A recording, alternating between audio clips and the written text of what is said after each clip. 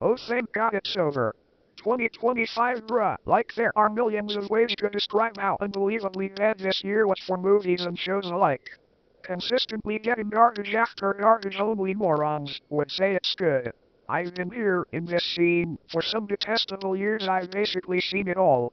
Each year had some good and bad, but 2025 it's almost impossible to find a single good thing to watch. Every movie or show I tried to watch either put me to sleep at the 5-minute mark or gave me excruciating pain, mentally and physically. What can I say, man? It's the curse of a higher level thinker like myself. I just cannot be entertained by trash. Unfortunately for me, almost anything in 2025 was trash. Whenever we talk about and die movies, Netflix shows, your mom's leaked tape, it doesn't matter. But I know why it does. These films are not made for anyone with good taste, hence why only brain-dead consumers eat up the slop like the pigs there are. I could never be that pathetic, but you could be. So I'll just simply be exposing the absolute worst this year had to offer. Hard to believe, but there were levels. Some films had some mold on them while others be looking like a goddamn infestation. Originally I didn't feel like bringing this type of video back, because I don't believe you bozos even deserve them, nor can even comprehend the facts I spit. Let me make something clear: the only reason I've made this is to guide the movie industry how to not make films. To learn from their mistakes and make actual good movies or shows for once, to return this industry in its former glory. I'm ending this year with benefits. Now I won't hand out a fuckload of details just like last time. Every movie or show at least get like a minute at most of screen time. So without further ado, let's get the facts running. Starting off this list is the absolute garbage known as Weapons. The fact that this movie got so much praise for surface level story writing is insane to me. There was nothing scary about this movie, about some kids missing. The setup was cringe, the writing was kindergarten level. And there was nothing unique to be found. There are movies that have done this kind of thing better. Why was anyone glazing this movie so badly? This is the Claire of Sker Expedition 33 film. Undeserved praise for fucking bread crumbles. Pro tip: if you know someone and say that Weapons is their favorite horror movie, you'll have your clue that that person is a hack. This movie was terrible, 0 out of 10 easily. Next up is the absolute garbage known as Frankenstein, Guillermo del Toro. This is why I cancelled my Netflix years ago. The fact that this won over 30 awards and hundreds of nominates truly shows how dead cinematography is. Frankenstein, Guillermo del Toro is as predictable as it gets. An occurring problem I usually find in these movies. It lacks character development, the pacing was all over the place, the story was in pure mockery of Mary Shelley novel. It's a blueprint for disaster. How anyone can still justify paying up for Netflix subscriptions in 2026 has to be eaten from a trash can. And don't you worry, we're no way near done with Netflix just yet. To say it simply, you're better off watching Mary Shelley's Frankenstein 1994 by Kenneth Branagh with Robert De Niro and Helena Bonham Carter instead. Now there aren't a lot of movies that gives me violent tendencies, but none made me wanna unalive myself as much as the most overrated garbage, known as K-pop demon hunters. K-pop demon hunters, more like K-pop semen hunters. This movie has single-handedly made an entire generation dumber by 99%. It made me wanna officially retire trying to save the already dying film industry when Sony pops up garbage like this and all these Korean dudes blazing this up like it's the next Godfather or something. You know things are bad when a movie about K-pop gets this undeserving popularity. No one normal, no parent who cares about their little missus, because the same parents who let their kids watch Skibidi Toilet or whatever brain rot is trending right now lets them watch this unholy abomination of a film.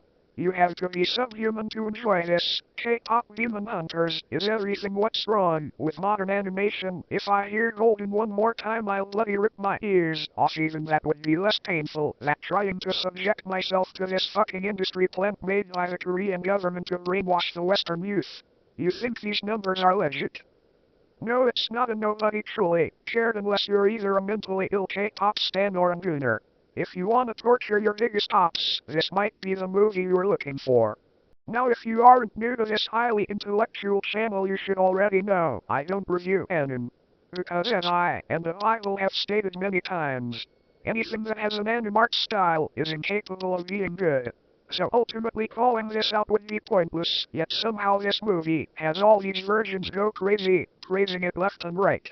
They've truly irritated the king by spamming this movie everywhere, trying to get this movie to leave its niche status by showing it on the mainstream platforms.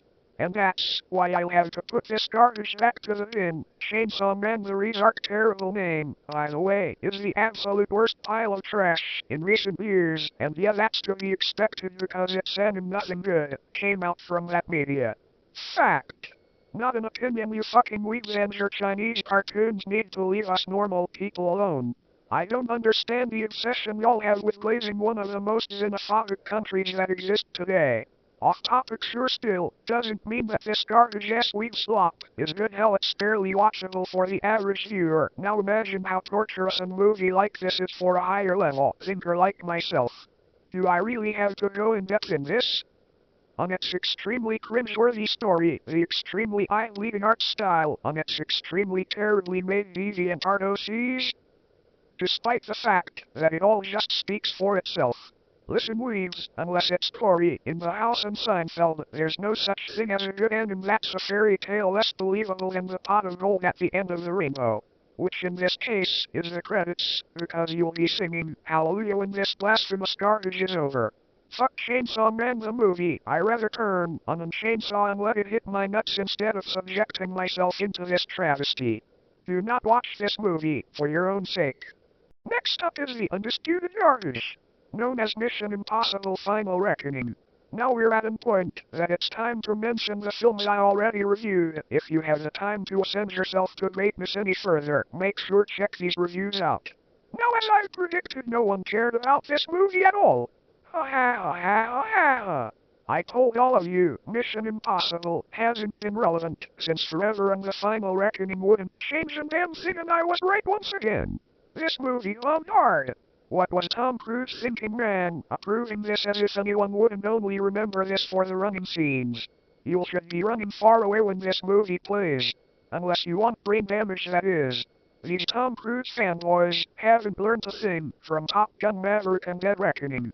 That man is tired of these movies. Mission Impossible will never surpass James Bond, and that is a fact, not an opinion. James Bond movies are better in every single way. Denis Villeneuve directing Bond 26 in 2027 will prove that you cannot beat the original Spy. But other than that, I'm still scratching my head on that ending. Motherfucker failed 35,000 feet from a plane, parachute completely broken, and just turned out fine. No broken bones, no anything. If anything, that tells me that Paramount's planning to squeeze every drop from this dying franchise. So-called final movie. Until the bank sinks from buying Warner Brothers' terrible movie 0 out of 10. Stranger Things Season 5 is a complete and utter failure.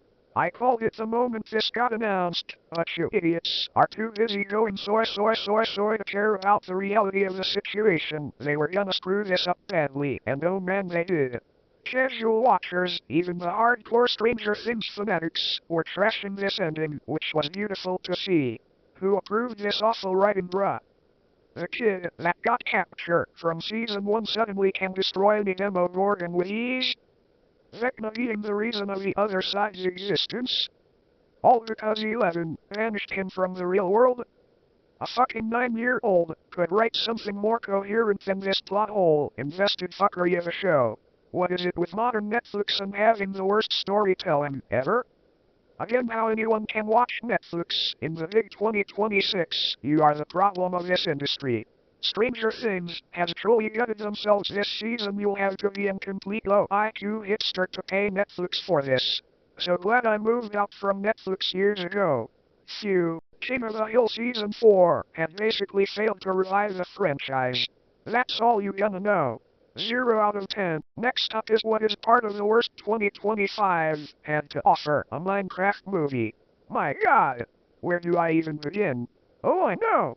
This movie absolutely flopped, and these Minecraft virgins couldn't cope with the truth.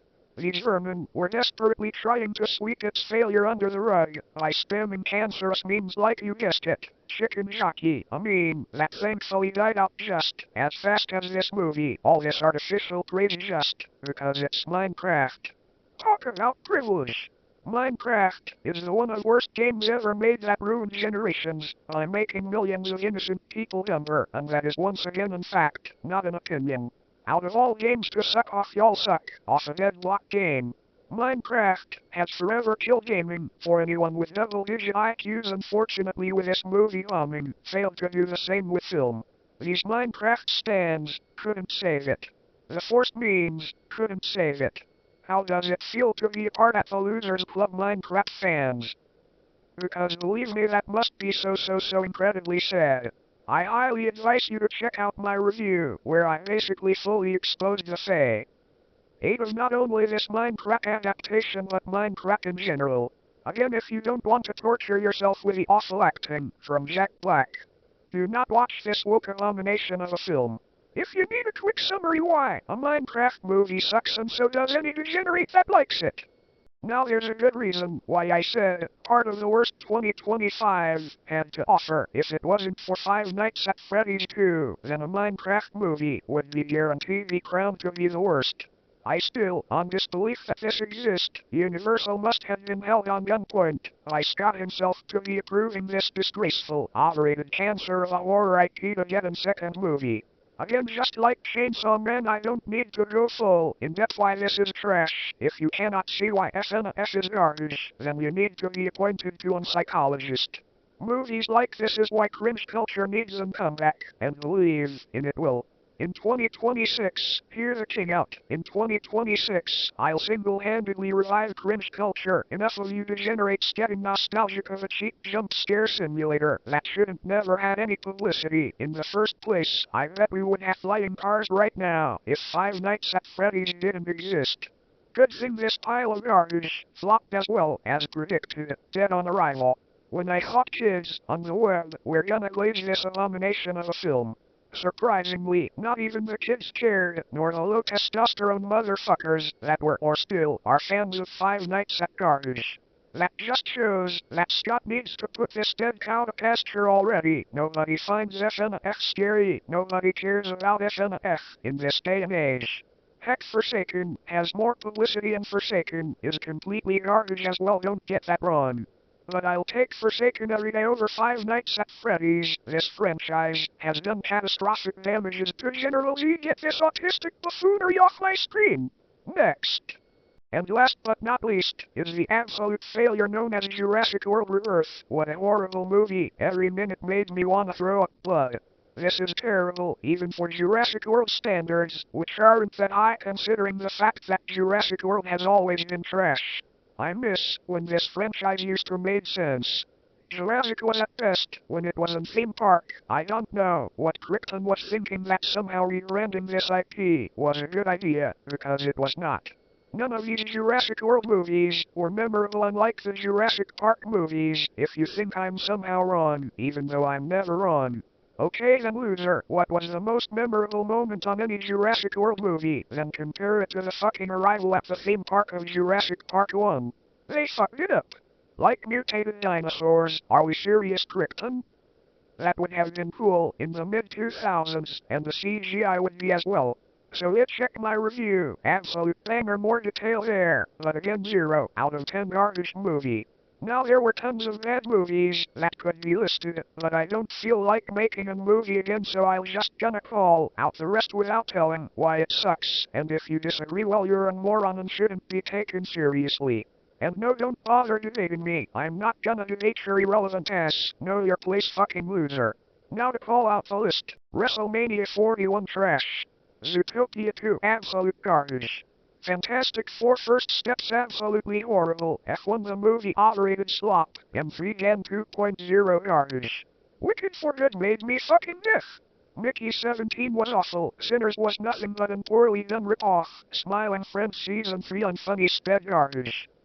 Welcome to Derry. Pure slop. Fallout Season 2 is what's wrong with Amazon Prime. From the world of John Wick Ballerina absolutely flopped. Happy Gilmore 2 unfunny trash. Daredevil Born Again, boring. And finally Avatar Fire and Ash and cinematic disaster. So these are my nominates of the worst movies and shows of this year. However, for the New Year's, let's not end this on a bad note. I'm not a pessimist no matter what you fake fraudulent losers may think. 2025 may be catastrophic for film, but it had some good to offer. I won't go full in depth why I'm not gonna keep lecturing y'all, because this video is already too long, and two y'all didn't donate enough despite the fact I'll be out here making history in a daily basis. So my nominates for the best movies 2025 goes as follows. Icefall fucking amazing movie easily got my stamp of approval. A Working Man is a modern day masterpiece. Check my review for more detail. It is what greatness looks like. And finally, Jameson Copypasta will proudly herald Snow White to be the best movie of 2025. No debate about it. That is what I would say if my own movie didn't exist. Jameson Splendiferous reviews the movie is officially the best movie of the century. What can I say? Sometimes you gotta do it yourself. I single-handedly saved this industry with this godsend. If you're up for more greatness, make sure to check this out. Now before I close this video, I like to shout out to the real ones that financially support me or promote my channel through multiple different sites. I'm doing this for y'all and I'll continue to fight to bring cinema back to its glory days. 2026 will be the year for us. I'll put greatness back at the menu. No irrelevant disobedient sheep will stop the truth bombs from dropping. These losers don't know what's coming. Now if you excuse me, I'll be going to the gym. Jameson is out.